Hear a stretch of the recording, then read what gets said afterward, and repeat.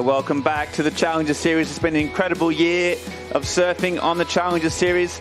All these surfers vying for the single goal of making the CT. One man who has already done that is Samuel Pupo. He has qualified for 2025 on the back of an incredible performance here in Ribeira de Ilhas.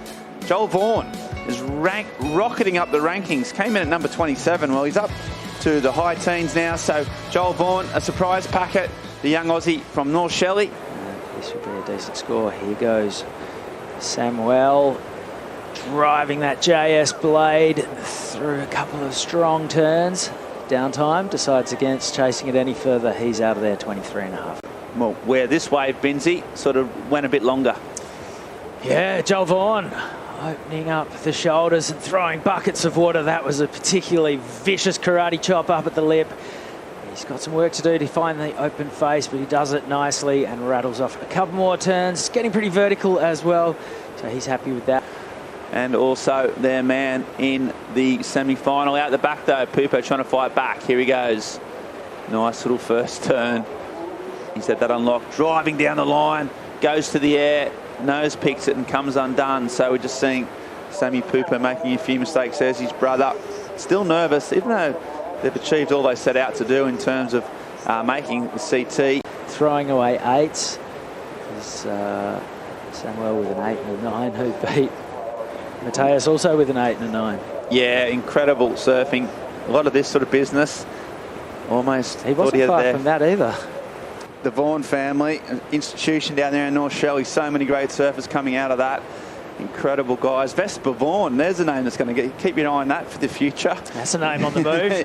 Okay, here goes Vaughan. Here he is. One of the stars of the show right now. Fanging down line, he's got speed.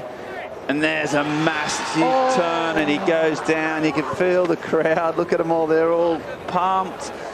Thought he had that. Joel and Hugo, both Jolie and Huey. Yeah. And here he had maybe even almost too much speed for this turn. Oh, he was so close. He was so close to making that. What went wrong, Bins? Oh, you're completely asking the wrong person here. I've never had too much speed for a turn in my life, but it looked like it was right there. He planted the back foot and the nose just...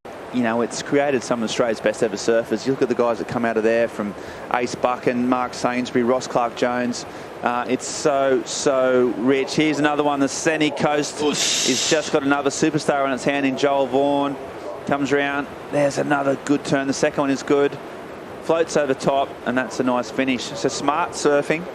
Molly, Macy. Yeah, it's Ross Maloney. It's incredible. And here's another one off the factory line. And I like this, Bins, in that he's just surfing, you know, that's a smart wave to back up his score. And, you know, aside from the big names, there's plenty of underground legends as well, guys like Shane Holmes and Russ Maloney, who fly the flag in board riders comps. Jughead, one of the world's wildest slab surfers. Yeah, what an incredible region. And just Joel Vaughan, who's flying the flag for them on the Challenger Series at the moment. This is going to be his second score. There's some real momentum going on here. And we've got one Aussie into the semi. Don't sleep on Sam Pupo. We know what he's capable of. There's still 15 minutes to go. Yeah, here he goes. Pupo coming to fight back. Nice little roundhouse to start off with, looking for some open face.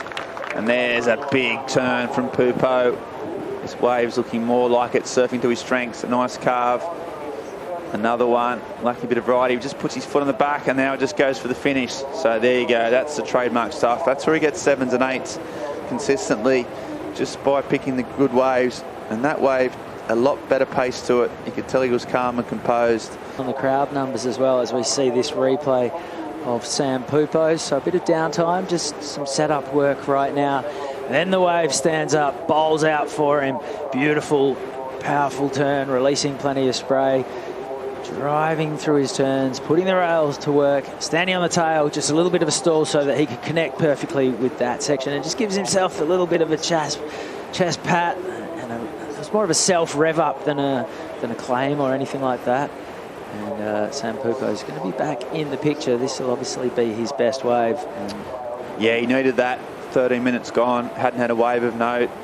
few waves that just ran off him. It's an 8.5, so the best wave by far. It's a massive number. Wow. A lot of it was done on that turn, basically. That was the real money. And to do it, the judges love those risky turns out the back section.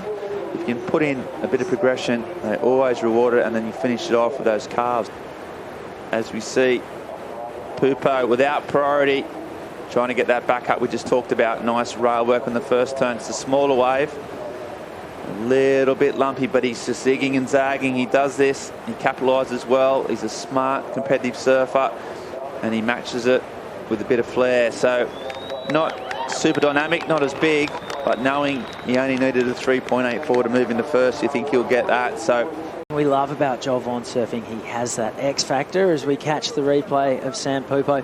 This is just smart, polished surfing from Sammy. He knows that he doesn't need a big score. He knew it wasn't a set. It's not going to offer him an excellent number, but it's definitely going to give him the opportunity to take back the lead, put a sort of 5 or 6 of his own on the board and put that little bit of pressure on. Hold on, we just might have a look this way. Vaughan, so he pulls the trigger. First turn, nice little fin release there. Oh, and there's a wrap as well. So dynamic surfing from the Australian and a big finish. That's a 3-turn combo. The Aussies like it. Sammy's, but he put some dynamic surfing in this, Chris. Yeah, plenty of zip and zing to that first turn. Just carved so quickly through that tight arc, through a bucket of spray, and vertically up into the closeout clout. So 3 turns, plenty of variety between them all.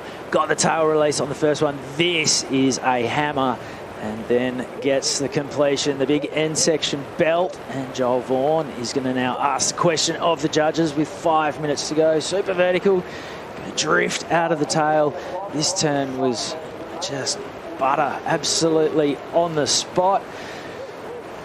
And vertically up into the lip, looking fluent. Pretty intense. Here we goes Vaughan. So this was caught during that recap. And the first turn, it's a bit of a slice and dice. Another rubber there. He might start to warm up on the inside. Hucks the fins out, but that wave isn't going to bother the judges, really. Yep, 3-2-3, the requirement. And Sam Pupo with priority, has to... Sammy Pupo, the form surfer of the event, the highest ranked surfer left in the event, a CT surfer for 2025. He's in the final up against Callum Robson, which looks to be a pretty good matchup.